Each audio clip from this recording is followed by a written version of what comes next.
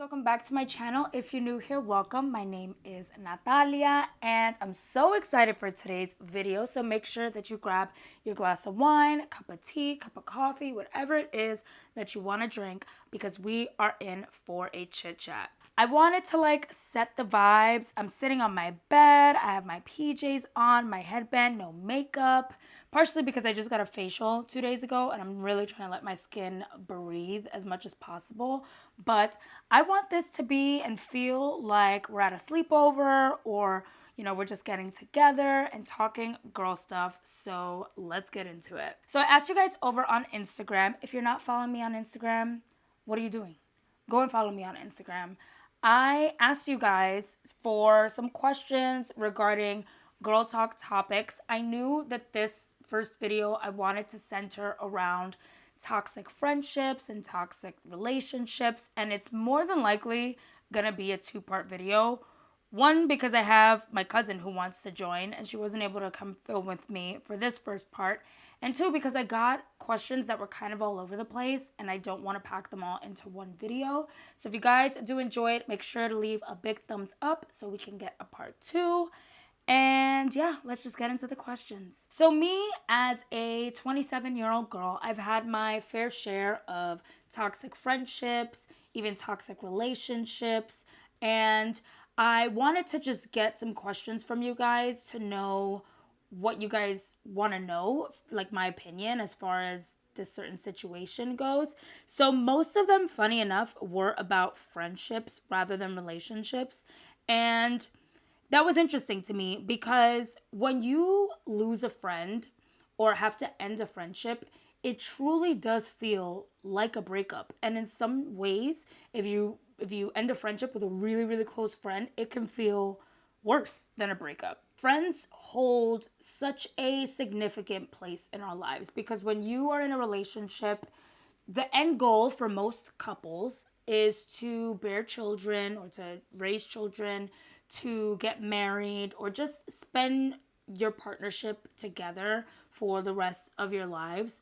Whereas friendships hold that truly platonic space in your heart where you feel like if there's anyone that I can be myself with, it's my friends. If there's no one that I need to hide anything from, or anyone that I shouldn't hide anything from, it's my friends. Like friends just they just mean so much. And if you are struggling with friendships, I truly encourage you to do as much inner work on yourself as you can, whether that be just sitting by yourself and meditating, doing therapy, doing anything that you can so that you can get yourself out there to build connections with people. Because I promise you, when you find the right people, it is all going to be worth it. Like when you just find people that you can be yourself with, that understand you, that have similar senses of humor, that have, similar tastes and interests and things that you like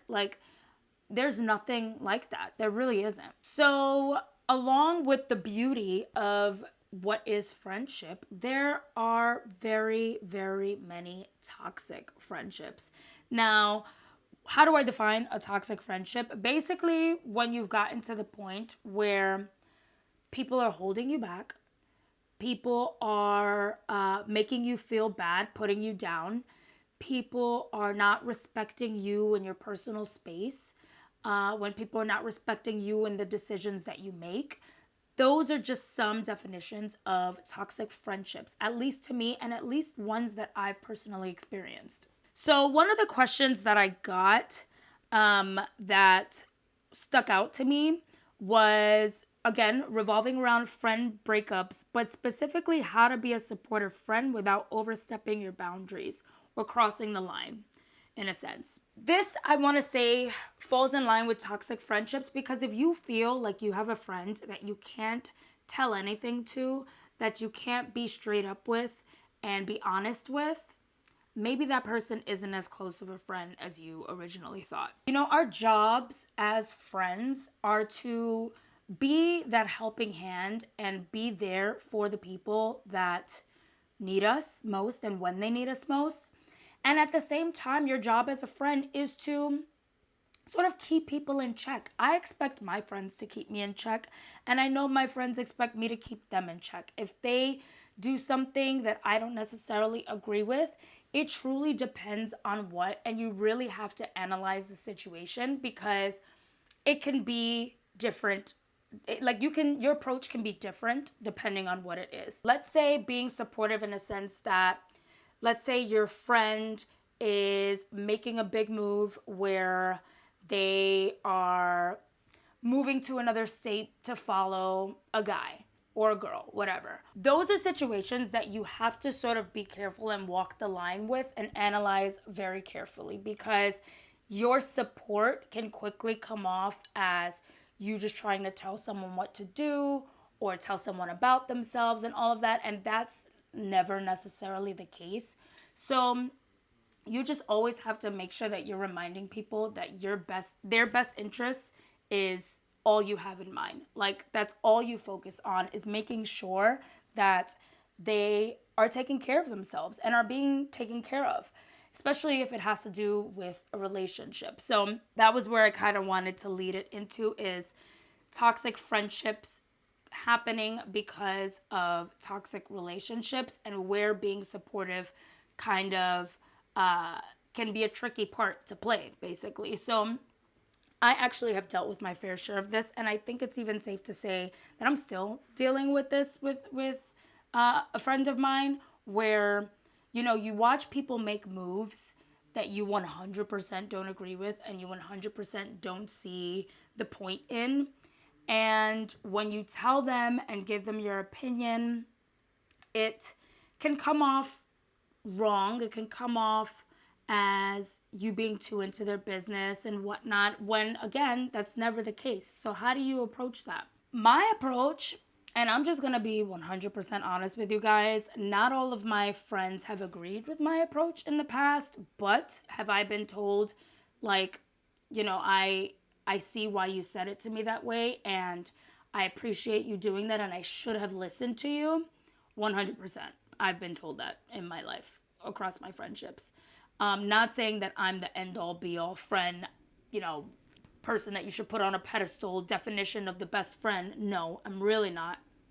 But I've learned over the years, and my approach is to never sugarcoat anything. And I just try my best to make that clear. If, like, let's say I'm making a new friend and it's somebody that I am beginning to spend a lot of time with, or whatever the case may be, I let people know that I am a very straight up person, and it's not out of malice, it's not out of being mean. It's absolutely not that. You could blame it on the fact that I'm an Aries, you could blame it on the fact that I'm a loud Puerto Rican, you could call it whatever the heck you want. But I believe that telling the truth hurts less, basically, rather than lying, rather than sugarcoating, rather than telling people what they want to hear. Sometimes you have to, if you're trying to be supportive. Like, let's say, like, back to my first example, let's say you have a friend who's following a guy and you're just like over it. You're like, why are you doing this to yourself? You're quitting your job, you're picking up your life, you're neglecting your friends, you're like, anything like that. How do you approach that without it coming across as you being jealous or envious of what that person has or is trying to have? And honestly, going back to what I just said, telling the truth is always going to be the best answer. How you tell the truth is totally 100% on you, whether you want to put it as nicely as you can and be as minimal as far as like getting to the point as you can, but still getting to the point, you know what I mean? And I've done that before too. But what I've learned is my sort of style is to just say it, because if you're hurting over the decision they're making and you know they're hurting, like, you know, because there's times where you can assume that people don't want to make the decisions that they're making, and then there's times that you know for a fact, right? It's just all about trying to cross that line, but still making sure you cross it, still making sure the truth comes out, because I promise you that is the only thing that will set you guys free, and your friendship will thank you for it.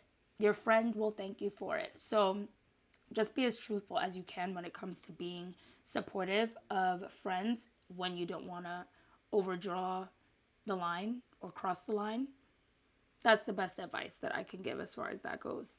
Now, as far as getting a little bit more into toxicity in terms of friendships and relationships, everyone defines toxic differently. Like, what bothers me may not bother you. What bothers the next person may not bother the next person, and so on and so forth. So my personal definition is I don't like when I feel like I can't be one-on-one, straight up, God's honest truth with a friend. Like, lying to me in every sense, friendships and relationships, is one of the number one, is probably the number one most disrespectful thing you can do. I've learned that the hard way. I'm not saying I'm a saint and I've never lied in my life. Absolutely not. But I think that when it comes to toxic relationships of all kind, platonic and romantic, toxic is literally what I think of when I hear lies being told. How is you lying or me lying to you a good, healthy friendship? It's not in any way, shape, or form. It is absolutely not. So whenever there's lying involved, that's a toxic relationship right there. That is a toxic friendship, a toxic relationship, whatever it is that you're dealing with. This particular question is about letting go of a toxic friendship. Do you talk or do you just walk away? It truly depends on how many times this person has been toxic for you in your life. Toxicity, like I said, can be a multitude of things. And especially if you feel like that person's dragging you down, if you feel that person's putting you down, if you feel that person is just not good energy around you, where that person is maybe super jealous of you or super envious and wants to see you fail, that is a toxic relationship that I don't believe there is a point in trying to salvage. Because at our age, and I'm speaking as a part of like the late 20s, the late 20s crowd, when you go through middle school and high school and college and all of that, you see how you change as a person, and you learn about yourself and what you grow to expect out of other people. And we're still learning. Like, do I know everything? Absolutely not. But I think that all of that bullshit of putting people down, being jealous of people, lying to people over stupidity, like stupidity. I'm talking like pure stupidity, and not being happy for the people around you is pure childish stuff. Because there is no reason why at this point in my life I need people around me that aren't supportive of me and that I feel supportive of. You know, even if we don't necessarily agree eye to eye all the time, I need to know as a friend that you want to see me succeed and I want to see you succeed. And the reason, I don't want this to come off as like the selfish portion, but you do need to be a little bit selfish in the sense, because you are living this life on your own, right? You're working for yourself. Of course, you know, once you have a family and a husband or wife or whatever it is, you're working for them too. But you're working for yourself, for your own fulfillment. You know, you're trying to be a better person for everyone, yes, but also and mainly for you. And if you're, let's say, taking on a new hobby or trying to just live a healthier lifestyle, and you constantly have someone in your life who's like making little comments like that you can't do it, or you're not good enough, or you're not as good as this person, comparing is another huge thing.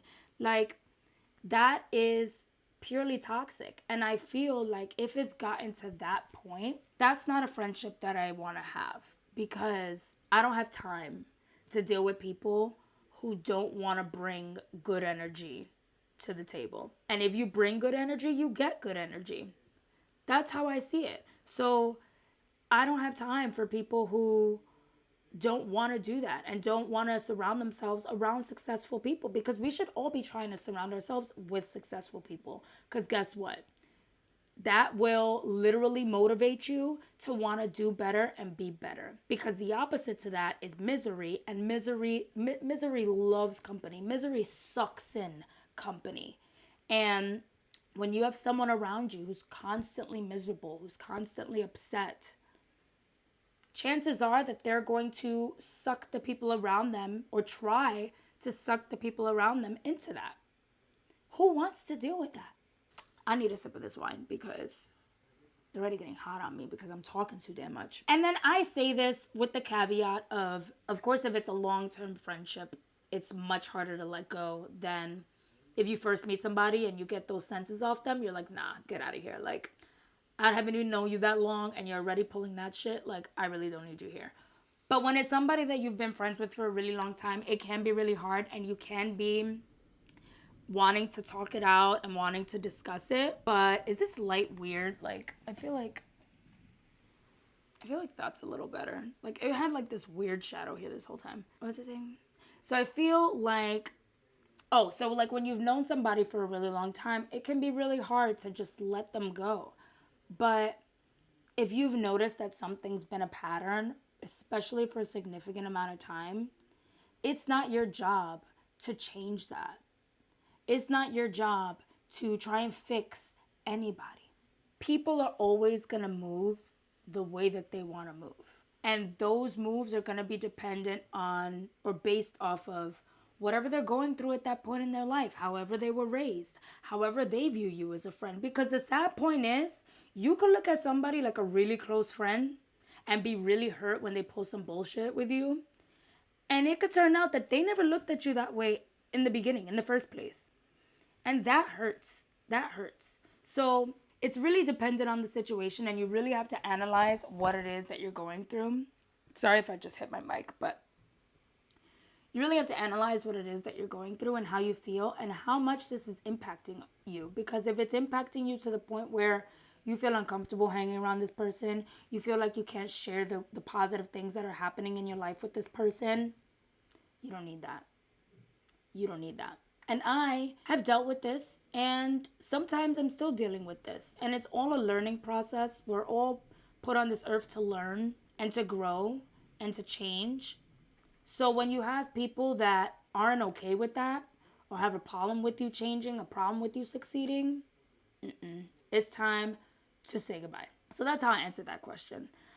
Because I know there was a lot, and I know I'm probably all over the place a lot in this video, but this was such a heavy topic for me because I've had my fair share of toxic friendships and relationships, and it's no fun. Now, the last question that I want to get to on here is my definition of a healthy relationship, because we talk so much about being toxic. We should talk some good stuff now too. I'm gonna take a sip though. Healthy relationships. Now, if you don't know, I'm engaged. I am going to be getting married this September. Si Dios quiere. Hopefully all is well in the world with COVID and stuff, at least here in New York, to where we can have somewhat of a celebration. And my relationship has taken a lot of work. If I sat here and said that we've been nothing but peaches and roses from 7 years ago, because we've been together 7 years. And in 7 years, you learn a lot about somebody. You learn a lot about yourself. Because whoever you think you are, if you've never been in a serious relationship, whoever you are right now is not who you're going to be 5, 6, 7 years into a serious relationship.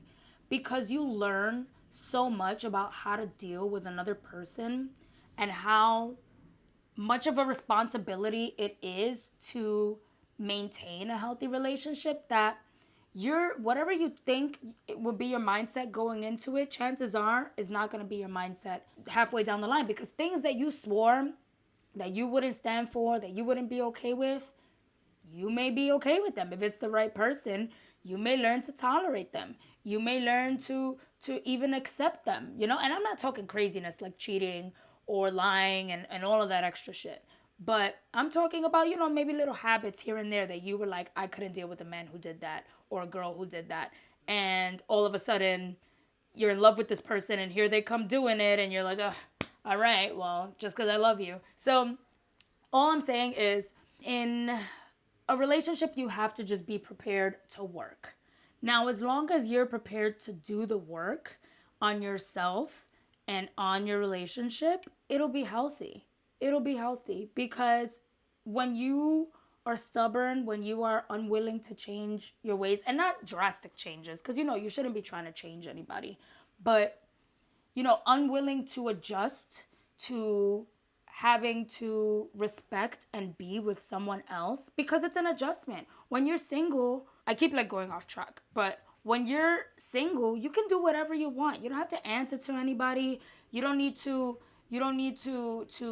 worry about what someone else is doing or anything like that. So if you go into a relationship unwilling to adjust that mindset, that right there is not going to be healthy. You have to be in a personal space and place in your life where you're ready to give half of yourself, because half of it should still be all about you, but half of it needs to be about them too.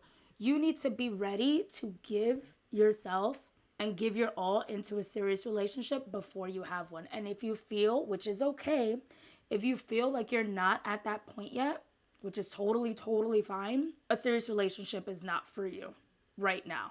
Right now. That could change. You may be too young. You may be my age and still not ready for a serious relationship. I'm only 27. I'm not that old. There's plenty of people that I know that have never had a serious relationship at 27, which is totally fine.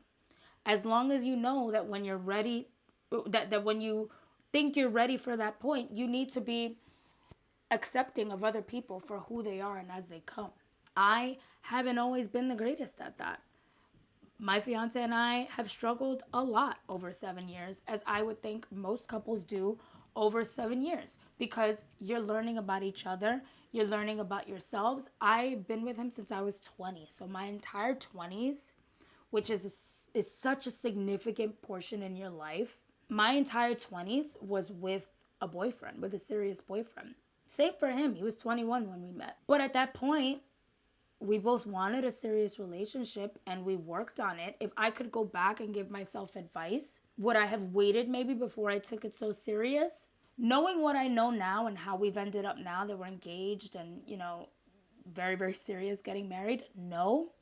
But if I could tell anybody to enjoy a little bit of their 20s first, I would, just because that's such an important part of you really getting to know yourself. Because whoever you are at 16, 17 in high school, 18, 19 in your first years of college, you're not at 27. So I feel like I'm rambling on here, but and I'm slouching too. I'm ugh, because I got so into it. To answer the question of defining a healthy relationship, as long as you two are willing and are respecting each other as human beings, respecting each other's personal space, because even though you're in a relationship, you still 100,000% need your personal space. You will always, for the rest of your life, need your personal space. And that's another level of toxic, when people don't want to give you personal space and don't respect that.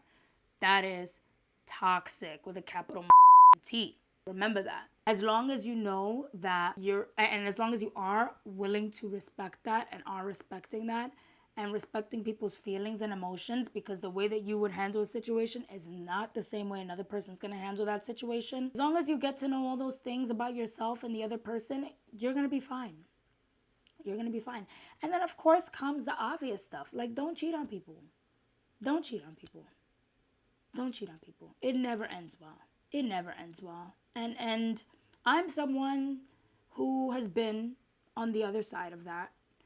Not being cheated on, but being the side chick. I was very young. I think I may have even talked about it one time on this channel. If you guys want to learn more about that, leave me some questions down below, because I'll talk about it. I don't care. And karma's a real thing.